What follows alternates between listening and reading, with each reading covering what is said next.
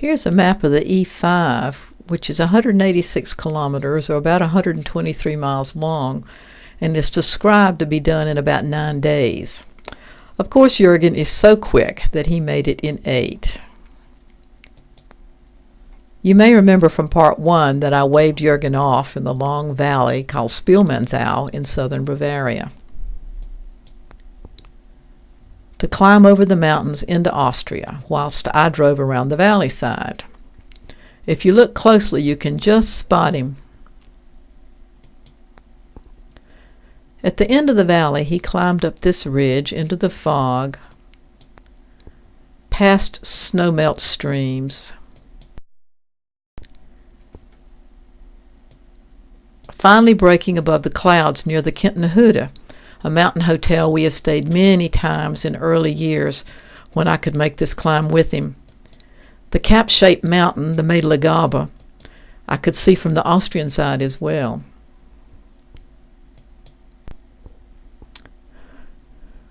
He passed it by and continued on towards Austria over the Mädeljoch, which means ridge, finally passing into Austria. At 2,000 meters, which is about 6,000 feet, he had this fantastic view. This is the Seescharze on the way down towards Holzgau, where I was waiting.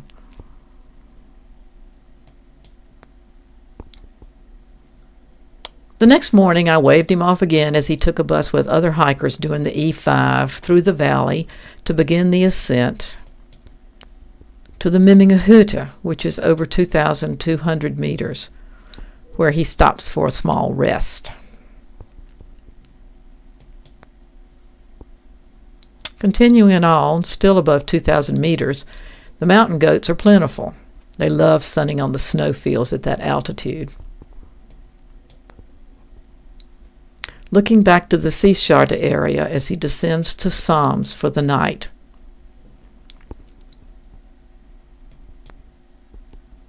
The next morning, on the ascent, he has a view into the Pilztal. Tal means valley,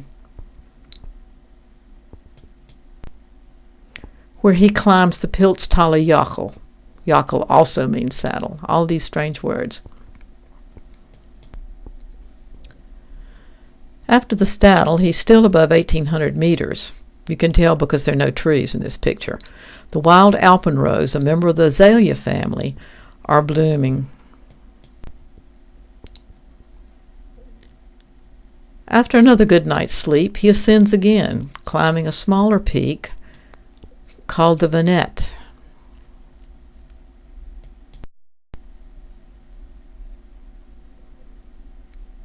On the other side, in Vins, his body gets a well-deserved rest at this pension, which means small guest house.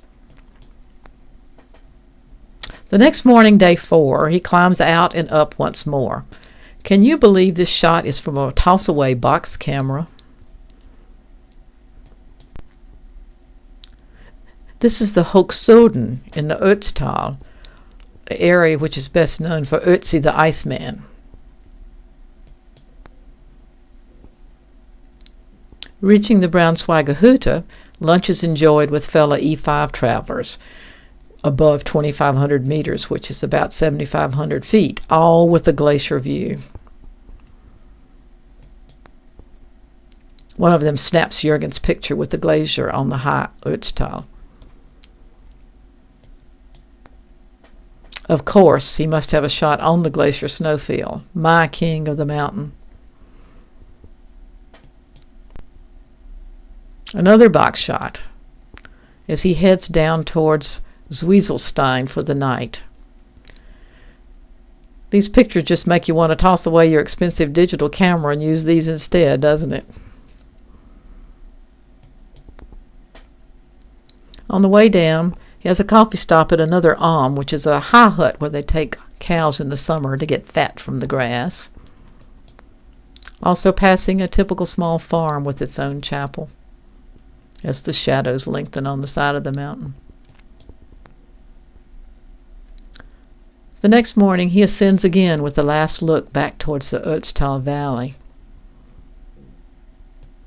As he climbs up the Timmeljak toward Italy, the little hut you see remains from the Italian Army border patrols before the EU. I could not resist this scan of a postcard to show the area where he was.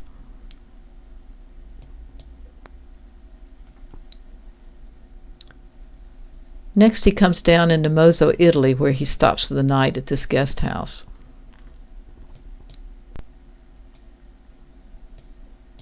The next morning, he begins his longest day, which will end near the Meran 2000, the high point of the excursion for him. This is a small, typical Südtirol village called Stutz. Later in the day, he passes San Leonard, where he stops for cake and coffee. Also passing the Fondler Alm, probably a midday meal here. Further on, the ascent is steep. But the Meran 2000 is ahead of him, urging him on.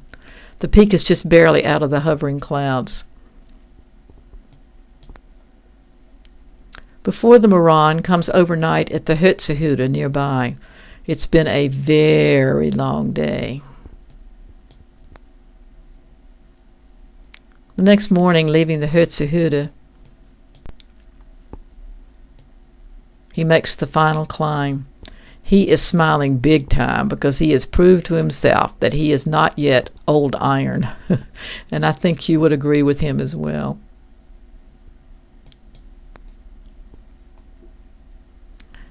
Leaving the Meran peak, he descends towards Bozen, intending to spend one more night, passing the last of the alpine scenery.